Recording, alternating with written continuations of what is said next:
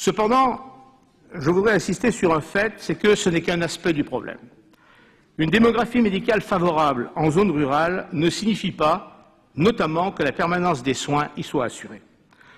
Vous pouvez très bien, comme j'ai pu l'observer dans mon département, le Var, bénéficier de la présence de 7 médecins pour 5000 habitants aux heures ouvrables et qu'ils soient aux abonnés absents le reste du temps.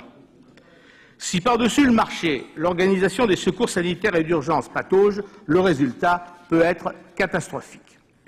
Depuis 2003, décret donc de septembre 2003, la garde n'est plus une obligation pour les médecins, mais procède du volontariat, le préfet étant censé l'organiser en liaison avec l'ordre des médecins, dans le cadre de conventions et, si nécessaire, procéder à des réquisitions, ce qu'il ne fait pratiquement jamais. Résultat, comme dit pudiquement un rapport de l'IGAS de mars 2006, malgré des efforts financiers non négligeables de l'assurance maladie, si le nouveau dispositif s'est déployé sur l'ensemble du territoire, ni sa fiabilité, ni son efficience ne sont assurées. C'est le langage pudique de l'IGAS. Les territoires ruraux pâtissent de l'absence de structures type SOS médecins qui, en zone urbaine, jouent un rôle de plus en plus important. Alors, un engagement supérieur des praticiens libéraux dans les départements et les secteurs les plus ruraux, comme le révèle encore l'IGAS, le développement de structures comme les maisons médicales de garde permettent encore pour l'heure de faire face, mais pour combien de temps? Car ces dispositifs sont fragiles, reposant avant tout sur un engagement personnel d'un autre âge, si j'ai bien entendu les nouveaux Hippocrates. Ils n'ont donc pas la stabilité des institutions. Cette situation préoccupante et connue a déjà suscité nombre d'initiatives d'origine gouvernementale ou des collectivités locales. On manque encore du recul pour apprécier leur pertinence et les études qui existent concluent généralement avec circonspection. Cependant, on sait déjà que l'installation de nouveaux médecins en zone rurale n'est qu'accessoirement une question d'argent. Les incitations financières et fiscales sont très peu efficaces. Le problème est donc d'abord culturel, comme le souligne le rapport de notre collègue Juillard. Le milieu rural étant perçu comme une zone de forte contrainte pour l'exercice du métier comme pour la vie familiale. Compte tenu de l'origine sociale des médecins, du caractère de plus en plus technique du métier, de la manière dont sont organisées les études, cela n'a rien d'étonnant.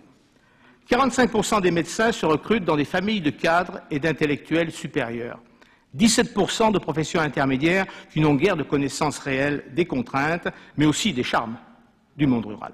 Comme le remarque le rapport 2005 de l'Observatoire national de la démographie des professions de santé, je cite, « Il est clair qu'une formation hospitalo-centrée génère plus difficilement des vocations pour la médecine de famille.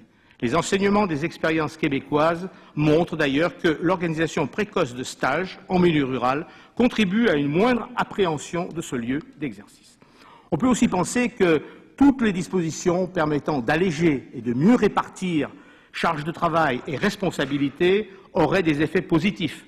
Développement des cabinets de groupe ou des maisons de santé permettant les échanges et la mutualisation des charges, incitation fiscale facilitant les remplacements, par exemple. L'usage généralisé de la télémédecine, ce qui suppose d'ailleurs un accès au haut débit sur l'ensemble du territoire qui n'existe pas, peut aussi fournir des moyens de diagnostic technique, d'information dont sont privés les praticiens non citadins. On pourrait aussi faciliter, dans les zones déficitaires, l'installation de centres de santé, mutualistes, associatifs, communaux ou intercommunaux, fonctionnant avec du personnel médical et paramédical, salarié ou non. Une résurrection des dispensaires du XIXe siècle, en quelque sorte. Comme la Troisième République le fit pour ses instituteurs, la Cinquième pour ses professeurs, jusqu'à ce que Raymond Barre y mette bon ordre libéral, la collectivité pourrait aussi assurer des moyens d'existence et des conditions d'études favorables aux étudiants en médecine, en contrepartie d'engagement d'installation et d'exercice dans les zones déficitaires. Ce serait en même temps une manière de démocratiser l'accès à la profession.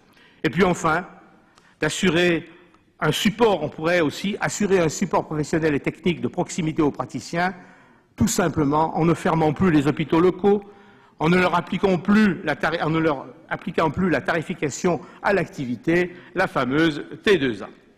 Ce ne sont donc pas les propositions incitatives qui manquent.